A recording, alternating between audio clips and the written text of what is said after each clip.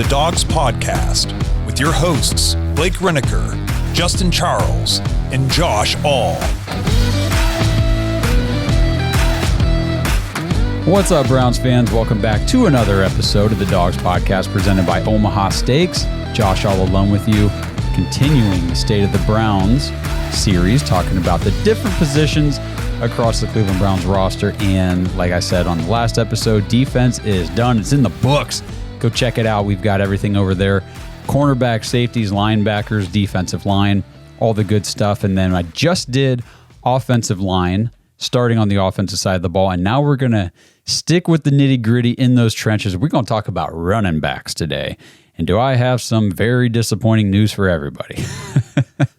Based on the stats that I found at the running back position. But honestly, a lot of the stuff I'm going to talk about just goes into stuff that we harped on the entire season. And the stats just kind of prove everything we already knew just by watching the game. But we'll get into all that. Please, if you guys are watching this show on YouTube, number one, you guys rock. Love you. We appreciate you.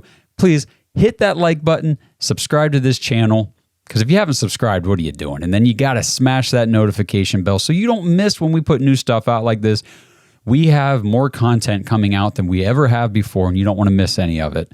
So we appreciate everybody who is following us. If you're listening on the podcast apps out there on your phone, that's awesome. We appreciate it. And make sure you follow the show. If you're on Spotify, give us a 5-star rating. I said this on the last episode. If you're on Apple, please give us a 5-star written review. Those help the show like you wouldn't believe. So if you're listening on Apple Podcasts right now on your phone, please just take 1 minute. Give me 60 seconds of your time. Head to the main Dawgs Podcast screen. Scroll down to the bottom where it says leave a review. Tap 5-star and then actually leave a comment for the show. And like I said before, it doesn't have to be anything crazy. Great show, great Browns content, good information, good-looking guys, whatever you want to say. I don't really care. Just leave something there, a little positive note about the show, and that goes a long way into helping us get in front of more Browns fans, and it helps our show grow.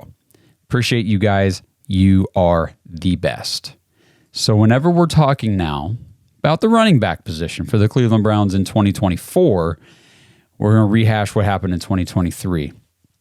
And I got a couple notes here that I want to talk about. I want to dismiss some misconceptions about the Browns offense, Kevin Stefanski, things I see people still posting bogus stuff online. I'm like, guys, come on, there's a way to find out if this is even correct, and you guys are way wrong.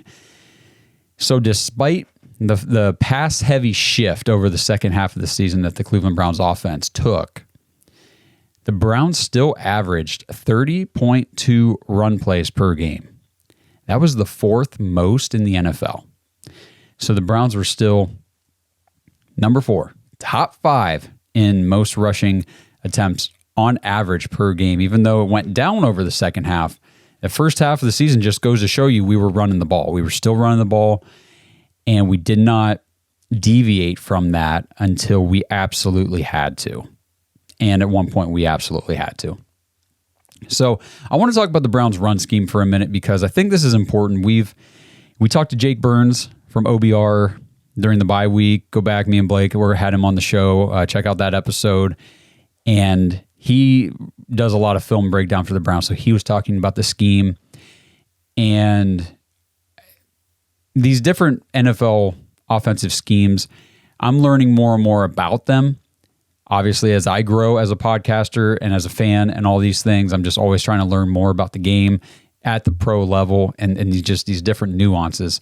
So I was looking up things about the Browns' run scheme, and I've got some information, and I think it's interesting where this information comes from. So the source is actually SteelersDepot.com. So this is from last season in 2022. And this comes from Cam Hayward, defensive lineman for the Steelers. And he was talking about how you stop the Browns, and this is when we had Nick Chubb at full health, how you stop the Browns at what they do best. So this article said, quote, "The Browns pair their inside zone with an outside wide zone. Conceptually, it's similar. The offensive line all on one track flowing down the line with the running back picking the lane based on how the defense flows. There is no designated hole for the back to hit. The scheme relies on the running back's vision to make the offense right by finding where the defense is not. Let me say that again. This scheme relies on the runner's vision to make the offense right by finding where the defense isn't. Usually that's the hip of the guard on the inside zone or the hip or butt of the tight end in outside zone.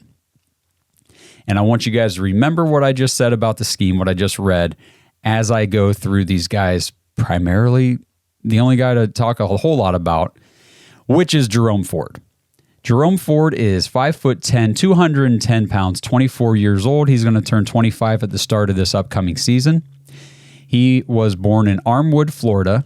He started his college career at Alabama back in 2018 and 2019.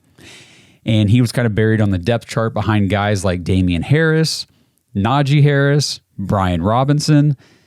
So, in order to try to get a little more exposure, to get a little more playing time, he transferred to Cincinnati in 2020.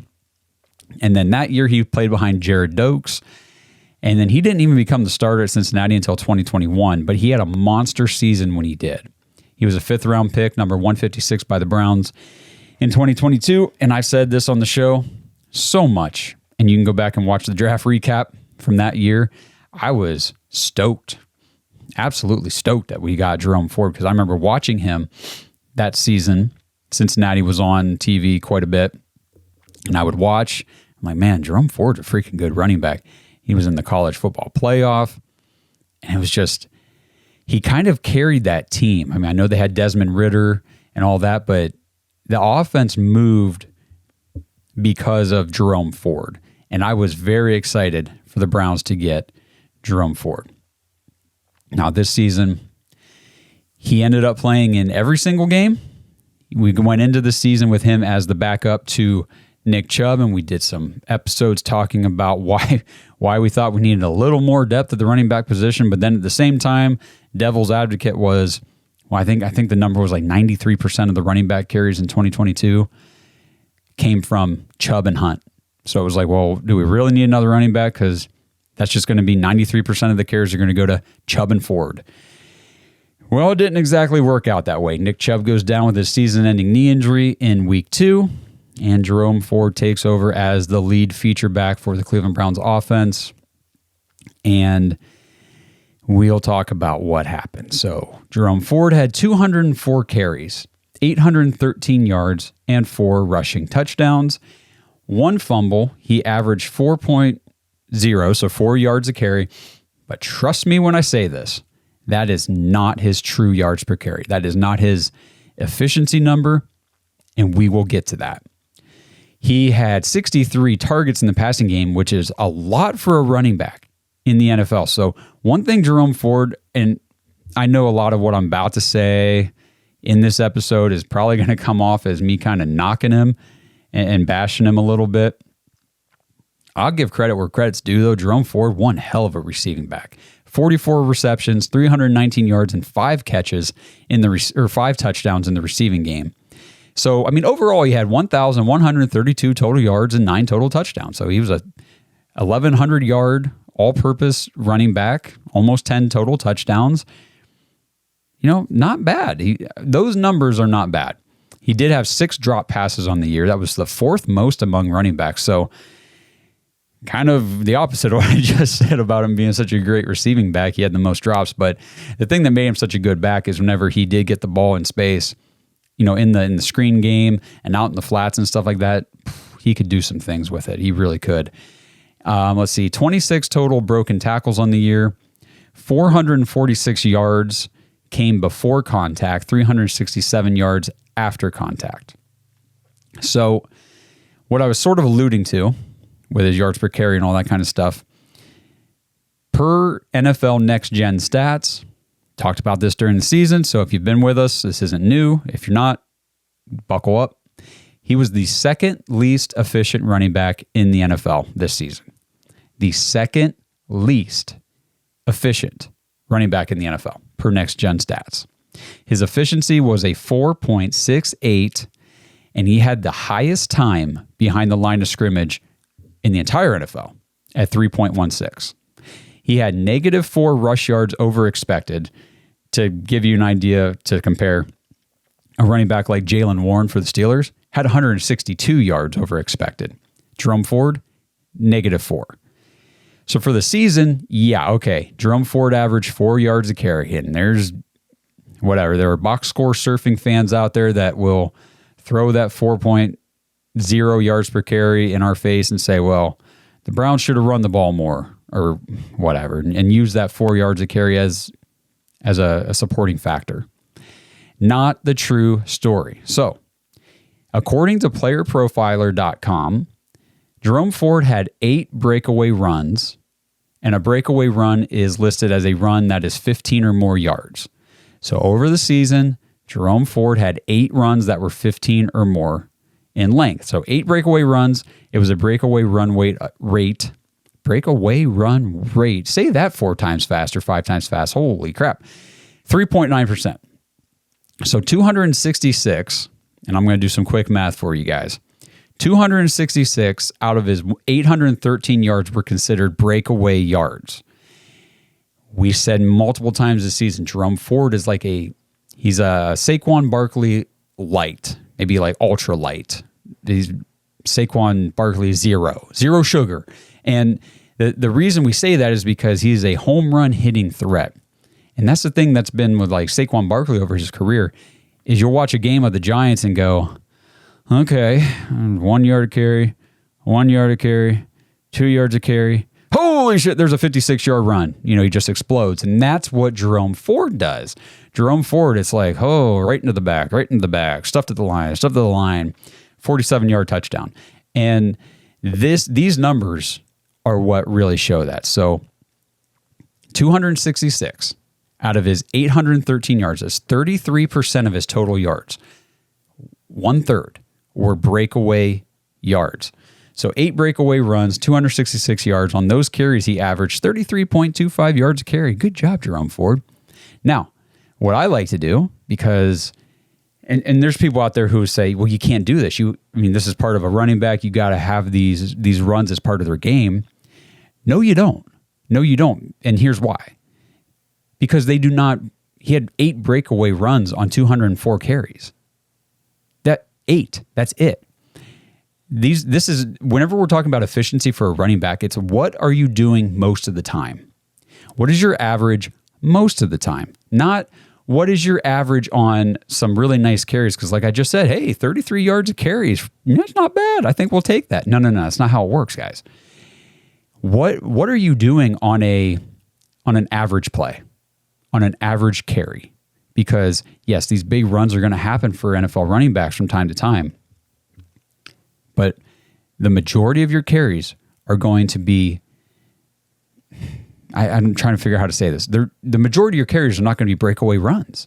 So what is your average in normal situations? So let's just take them out. Let's take out these breakaway runs and these yards. And I'm going to do this for everybody. So if we take out the breakaway runs and the breakaway yards, Jerome Ford on the season had 196 carries for 547 yards. Remember, 204 carries. I'm only removing 8 carries from his entire season in this equation. That's not a lot. I'm not even taking 10 carries away from the guy. I'm taking those 8 carries out of his stats, and let's see what we're left with. 547 yards on 196 carries comes out to 2.8 yards per carry. And that is the truth of Jerome Ford in 2023. What those numbers verify is what we said all season. Jerome Ford, like I just talked about with Saquon, home run hitting back, but he is not made for this Cleveland Browns run scheme right now. Remember what I talked about with the scheme when I opened the show. It relies on the running back. This scheme relies on Jerome Ford to pick the running lane based on how the defense is flowing, based on where the defense is not. And as we saw time and time and time again, that is just not his game. It's just not his game. Jerome Ford needs to be in a scheme where there's a specific lane and he doesn't have to think about where to go. You hit this gap, this is where the run's going on this play, go. And I think Jerome Ford could be a very good running back in that kind of a scheme, but in the Browns zone scheme like I talked about, where there is no specified running lane for the running back, It is, we're going this direction. This is the type of zone we're running. You pick the lane based on what you see the defense do. I'm sorry, Jerome Ford, but dude, you kind of suck at that. You're not very good. And there are other stats here, guys. I'm not just saying he sucks to say he sucks. There's other things here we can talk about. So let's get into some of this. Stuffed runs. Let's talk about stuffed runs. Goes right into this. Jerome Ford had 56 stuffed runs, a stuffed run rate of 27.5. So again, like just a little over one whole quarter of his runs were stuffed runs, meaning he's getting hit at the line for 0 yards or he's getting hit behind the line for negative yards. And we felt that so much. We bitched and griped all season about Jerome Ford on first down. If you run it on first down, it's going to be 2nd and 10 or 2nd and 12. That's the reality of the situation. The 2.8 yards per carry shows that. The 56 stuffed runs, 27.5% stuffed run rate was the third most in the NFL among running backs. The third most. Oh, it was so frustrating to watch. It was hard to, it boiled. I mean, I don't know if you guys felt like I did, but just watching him run into linemen's asses and just run lateral and talking about the zone scheme really explains that, because you saw Jerome Ford moving in that lateral motion and it was like, dude, pick a lane. And that's why, based on the way the scheme is set up, he sucked at it because he couldn't pick the lane. He didn't have the vision for it. And these numbers all prove that. These numbers go right into that. So if you felt like Jerome Ford was getting stuffed at the line of scrimmage over and over and over, it's because he was. This episode is presented by Omaha Steaks. Browns fans, the 50% off site-wide sale is still happening over at omahasteaks.com/dogs. Head over there today. Make sure you take advantage of this 50% off sale on everything on their website. Plus, go to that URL /dogs and you'll get 8 free steak burgers with your order. And then if you use promo code DAWGS when you check out, you get $30 off your order. This is a deal you cannot beat, especially with the price of meat and all food and just everything right now is sky high. It's just stupid. But this kind of sale, now this meat is the best stuff you guys can get. I'm telling you right now, I've been talking about it for years. The steaks are my absolute favorite. I love them. The burgers, the jumbo franks, brats, the chicken, the pork, all the seafood. They've got the ready-to-eat meals, desserts. They even have wine and things like that. Just go to omahasteaks.com/dogs, check out everything they have to offer, and make sure that you use promo code DAWGS when you check out. Get $30 off your order, plus get 8 free burgers. omahasteaks.com/dogs. Minimum order may apply. Hey, Ohio, if you haven't downloaded the BetMGM app yet, you'll definitely want to take advantage of this limited time offer. New users who sign up through our link must deposit $10 and place a first wager of $5 on any live bet. Once your bet is placed, you will instantly receive $150 in bonus bets. You will get 3 bonus bet tokens of $50, allowing you to make multiple wagers with your bonuses. This offer is only available if you sign up through our link, which you can find in the description below, or scan the QR code on your screen to start signing up. This offer is only available for new customers who are 21 and older and physically present in Ohio. Please gamble responsibly. If you or someone you know has a gambling problem and wants help, call 1-800-GAMBLER. Check the episode description for the full terms of the offer to see if you qualify. So let's look at PFF. I took a minimum of 100 carries. That gave me 50 qualifying running backs for the season. Jerome Ford had an offense grade, 68.3, 38 out of 50. And his rushing grade was a 71.5. That was 37 out of 50. So just he's a ho-hum, whatever, as far as that stuff's concerned. His contract cap hit, $1 million hit. Dude's 100% on the roster in 24. Like he'll be the running back or a running back on the Cleveland Browns in 2024. But I'm telling you guys right now, and if you don't agree with me, that's fine. Drop it in the comments. Let me know what you think. And here's the thing, just don't be a dick about it, and I won't be a dick back. Let's talk about Jerome Ford. If you guys think, if you're like, hey, I thought Jerome Ford did really well, I think he could be the featured number 1 back for the Browns while Nick Chubb, and we'll get to Nick Chubb in this episode, don't worry. But while he's, coming back from his injury and all that stuff, fine. Drop it in the comments. Let me know what you think about Jerome Ford. Tell me why. Tell me why you think that, and we'll have a discussion. But I'm telling you guys, my opinion, based on all those numbers, based on what I saw all for the entire season of 2023, the dude cannot be the number one feature back on the Browns. I guess he could probably do like 50% of a timeshare, but we need running back help in a bad way. This next guy is not exactly the running back help we're talking about, but he is on the roster. And that would be Pierre Strong Jr., 5'10", 215 pounds. He just turned 25 years old in December. He was born in Little Rock, Arkansas. College ball was played at South Dakota State. He was a fourth-round pick, number 127 by the Patriots in 2022. He was actually selected just 29 spots ahead of Jerome Ford, and the Browns traded offensive tackle Tyrone Wheatley last August, right before the season, to the New England Patriots in exchange for Pierre Strong. So that's how he became a Cleveland Brown, if you don't remember. His stats for the year, he carried the ball 63 times for 291 yards, just one touchdown, and he did have one fumble in that Jets game. It was pretty bad. 8 targets, just 5 catches on the year for 47 yards. Now, let's see, Pierre Strong, that gives him a 4.6 yards per carry, but let's apply the same logic to him that we did for Jerome Ford. Pierre Strong had 3 breakaway runs. Kind of interesting that he only had 5 fewer breakaway runs than Jerome Ford on 141 fewer carries. Maybe he's a better home run hitting back. I don't know. Anyway, so 3 breakaway runs, 75 breakaway yards. And if you take away his breakaway runs and yards from his season stats, it comes out to 3.6 yards per carry. So forget the 4.6. Let's look at 3.6. And Jerome Ford, again, was at 2.8. So no wonder why the Browns game was so excruciating to watch. These guys were not very efficient. Like I said, 2.8, 3.6. And we'll get to another running back here in a minute, Kareem Hunt, who was just as inefficient, if not worse. PFF for Pierre Strong, I had to take him out of 129 running backs because he did not meet that 100 carry threshold.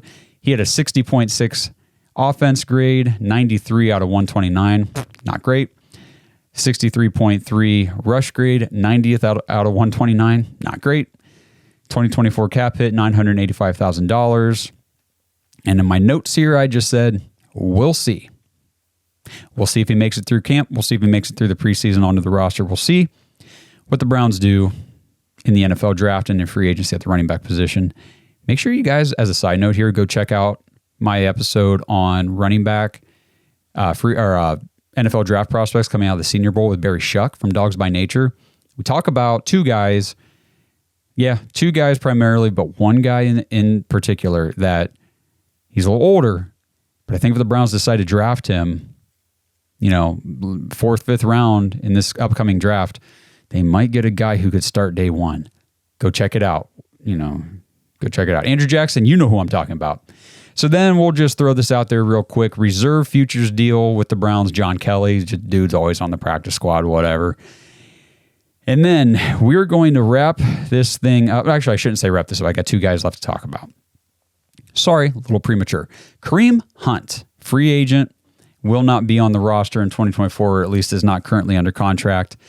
5'11", 216 pounds, 28 years old. He's going to be 29 this summer, so older running back. Born in Lorain, Ohio, he played high school at Willoughby, and then he played college at Toledo. 3rd round pick, number 86 overall in 2017 by the Chiefs. And the saga of Kareem Hunt is unfortunate because the dude had some potential early on to really be a superstar in this league. He actually won the rushing title as a rookie with the Chiefs. He was on top of the world, but as we all know, he had the off-field incident. Chiefs released him during the 2018 season. Browns signed him in 2019, and then he was suspended for the first 8 games because of that incident. And he came back, played for us, and he ended up becoming the 2 of the 1-2 punch with Nick Chubb. Played with the Browns from 2019 to 2022, and then the Browns did not re-sign him last offseason ahead of the 2023 season. Like I said, they rolling into the season with Nick Chubb and Jerome Ford as the running backs. Kareem Hunt remained in the free agent market until Nick Chubb's injury in week 2, and the Browns came out ahead of, I guess it would have been week 3 against the Titans, between the Steelers and Titans game. They went out, got Kareem Hunt back. He came back to the team. And, for his age, for the Browns having come out and said that he lost a step last year in 22, his usage went down. And, unsigned. No other teams wanted him either.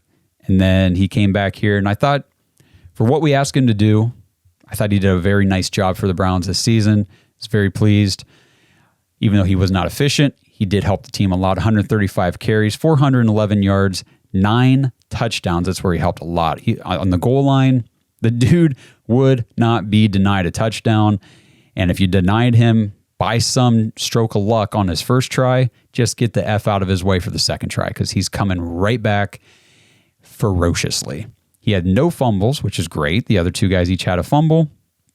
So Kareem Hunt, on those averages, or on his basic stats alone, just a 3 yards per carry average. I haven't even adjusted for breakaway run rate, which he had 2 breakaway runs for 32 yards all season. So if you adjust that down as true yards per carry, 2.8. So you got Jerome Ford at 2.8, Kareem Hunt was at 2.8, Pierre Strong was at 3.4. That's why it felt like the Browns couldn't do jack squat on the ground, because they really could not. Let's see, 21 targets in the passing game. He caught 15 passes for 84 yards. No receiving touchdowns this year, although in the wild card game in the playoffs, he did have that receiving touchdown, his second touchdown of that game. So props where props are due. Kareem Hunt showed up for the offense in the wild card game. But overall, Kareem Hunt just doesn't have it anymore.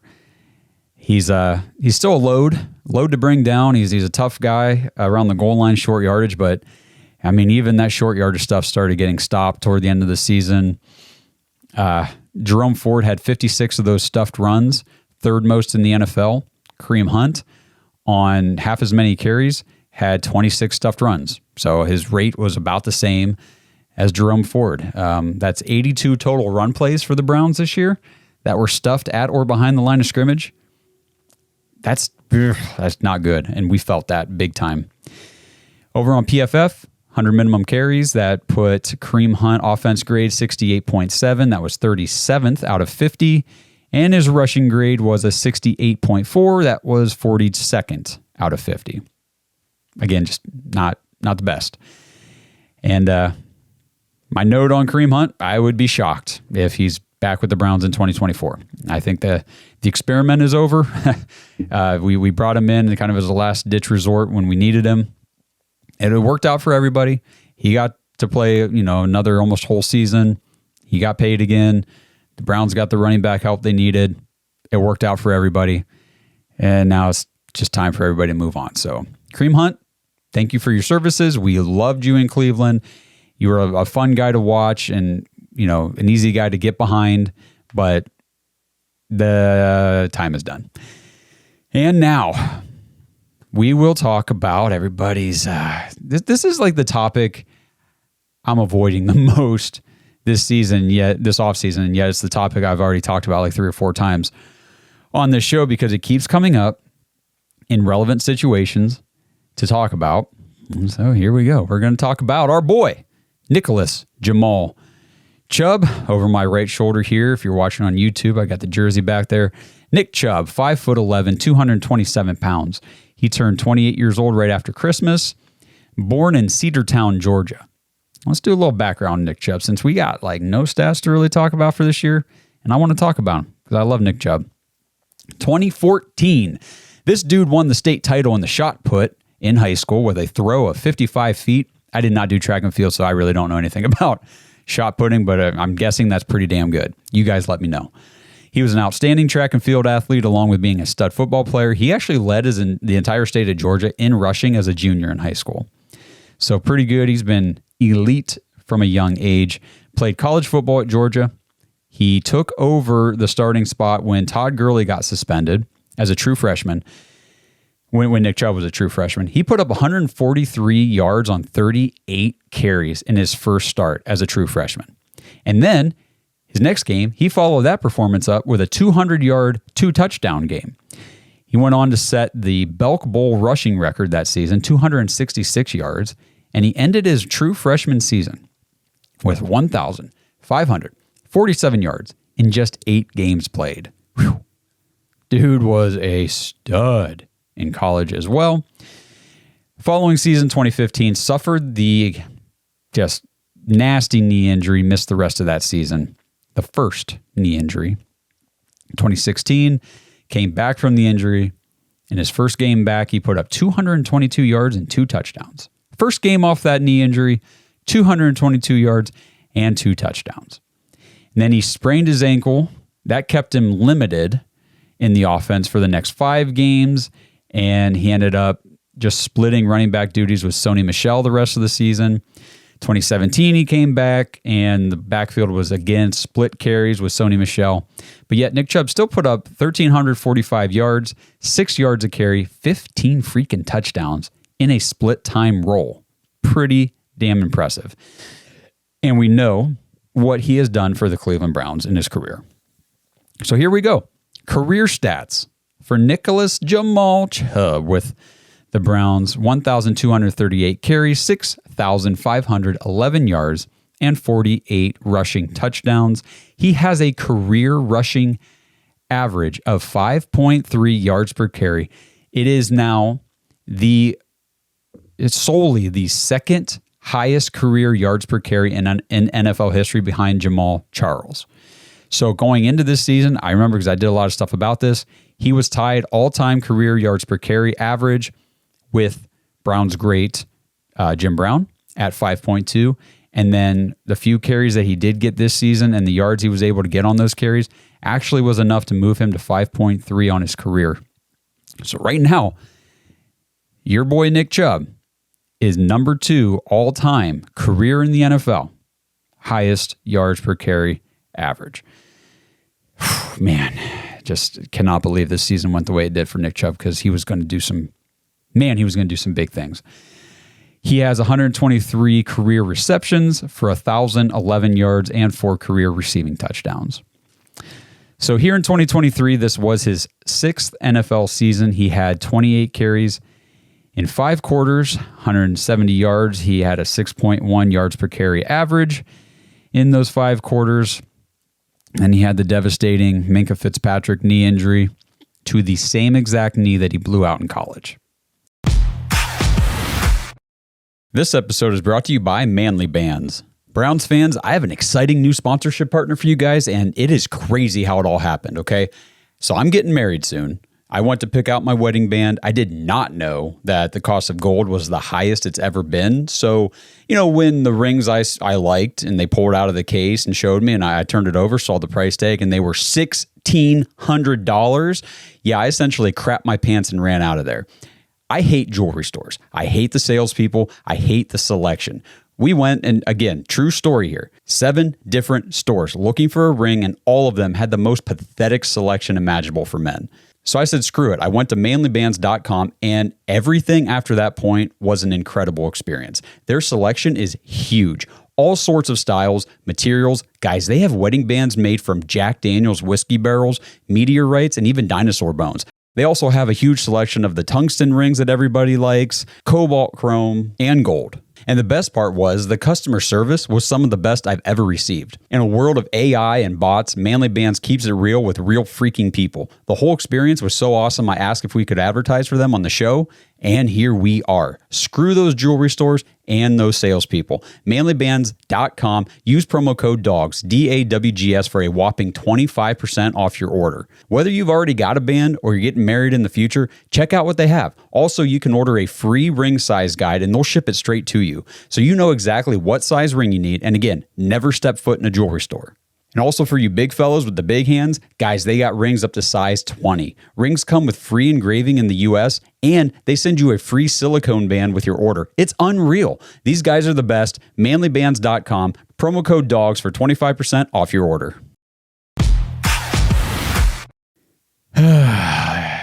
It's hard to talk about, guys. It is, because all the trash talk basically that I've done this episode talking about Jerome Ford and Pierre Strong, Kareem Hunt, the inefficiency, the struggles in the run game, the offensive line last episode not being the best at run blocking, yada, yada, yada.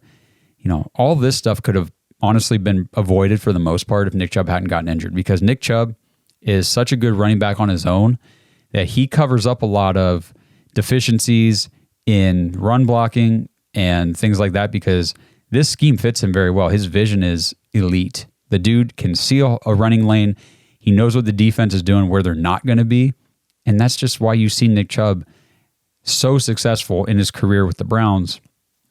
But, like I just said, it's the same knee injury that he blew out in college. And I talked about this, I believe, on the last episode with the offensive line. And I've seen people say it, and we just got to talk about it. And I'm going to quote what I'm sure you've heard a lot of Browns fans, and maybe you've even said yourself. Well, Nick Chubb was able to come back from this same knee injury in college and be an elite running back. He can do it again. I know, guys. I like that sentiment. I want to believe that too. If anybody could do it, it is Nick Chubb. That I will agree with. If anybody could come back from a second devastating knee injury to the same knee and retain his elite status as a running back in the NFL, it would be Nick Chubb. Now I'm going to level with you guys. The likelihood isn't high. I'm sorry. It just isn't high. And that's really what sucks about this, because there's a difference, a big difference between being 19 years old and blowing out your knee and making a recovery, and being 28 years old, blowing out the same knee a second time and making the recovery. Your body is not the same. That's like a decade difference, guys, between these knee injuries. And if you're 30 or 40, you're in that range where I'm at, like right in the middle, you know that your body ain't the same now as it was when you were 18, 19 years old. So he was able to make a recovery with that younger body. Now Nick Chubb has a insane training regimen. He keeps his body in incredible shape. And again, that's why if anybody can come back from a second devastating knee injury, it's going to be him. But we just have to look at this realistically and say, we cannot just expect Nick Chubb to be Nick Chubb when he comes back from this injury. The fact that he's even coming back is a miracle, because when it happened, everybody, all the headlines, everybody was, the sports docs and everything were saying that's a career ender right there. So when we got the news that he's going to be able to make a recovery and probably play again, miracle, it was just such great news. But we got to talk about, as tough as it is to talk about the knee injury itself, we got to talk about the contract. And we talked about the contract on Monday's episode in the studio. And here we go. We'll kind of dive into it again for you guys here. Nick Chubb, third highest annual average paid running back in the NFL. So the dude does get paid like an elite running back. 2024 cap hit is $15 million. Dead cap of just $4 million. So if you do the math, the Browns could save $11.8 million by cutting or trading him at any point this offseason. I know a lot of people are saying, well, they just need to restructure his deal. He doesn't have a restructure option on his deal just because of the way it's set up. It's the final year. There's the guaranteed money has been all moved, where everything was placed, the way the contract was set up. There's no restructuring. The only way to keep Nick Chubb on the team is for him to sign an extension with the team that would reset his contract number for this year, kind of override the number that he's set to get paid. And what that essentially does, it's a pay cut for Nick Chubb. So if Nick Chubb's willing to take a pay cut, maybe get another year added on to his time with the Browns under contract, he will be here in 2024. And as soon as he's healthy and ready to go, he'll be back on the field in that orange helmet kicking ass. But if he doesn't want to take the pay cut, the Browns are going to cut him. And that's the reality. I'm leveling with you guys. If you don't like to hear this, then just shut it off, because I'm just telling you the truth. If Nick Chubb does not agree to a pay cut extension with the Cleveland Browns, the Browns will cut him. It's a business. It's a tough business. The NFL is a nasty, nasty place to work.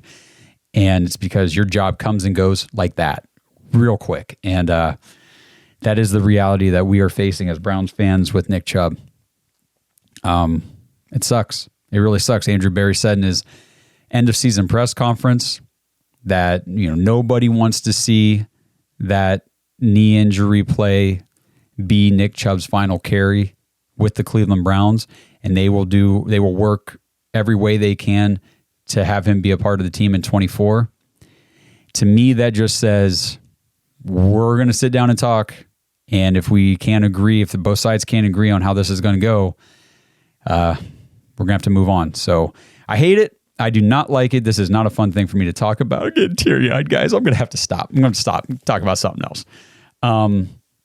No, I guess I don't have to talk about something. I got to keep talking about this because I have more notes. So I put in here, Browns, if you need more, I guess, information on this, they're not going to pay a running back $15.8 million not to play. This is, we talked about this on the show. I don't think there's a whole lot of information yet about where Nick Chubb is on his recovery. He could potentially be back week 1 in 2024 and be on the field and ready to go. I think the more likely scenario is he starts the year on PUP, physically unable to perform list, for those of you who don't know what PUP is. And I think it could be like a 4 to 6 week time frame. Say it's 6. Let's go worst case scenario. Let's say it's 6 weeks and he's unavailable. He comes back the first, let's say 2 to 4 games. He's on a snap count, just trying to ease his way back in. Now you're at 10 games, and then maybe over the last 6 or 7 games of the season, Nick Chubb's playing, but coming back off of this injury, he's still trying to get back up to full strength. He's not 100% himself. He's probably still splitting carries more than he would if he was fully healthy. And then your season is over. Just showing a projected timeline for him as a running back coming off of this injury. As a business, I get it. The Browns cannot say we're not going to pay $16 million for you to get back to health for 2025. We can't do that. And that sucks. It really sucks. And like I said, we'll see. We'll see what the timeline says. Maybe he's back week 1. Maybe the Browns are going to see that, hey, this guy's on track to actually be available the entire season. And we think maybe he'll be closer to 100% than we ever thought. Maybe he is worth the $16 million this year against the cap. But I'm not counting on that. I'm not counting on any of that to happen. I am preparing myself, and I'm preparing you guys as well. There's going to be some tough conversations like this one with Nick Chubb throughout the offseason. Now, maybe tomorrow it comes out that Nick Chubb and the Browns have agreed on an extension. He's taking the pay cut. He's going to be here another year or 2, and we're ready to roll. He'll be back when he's back. And until then, we got some other guys to fill in. Nick Chubb's a Cleveland Brown. That's the best news we can probably be hoping for at this point.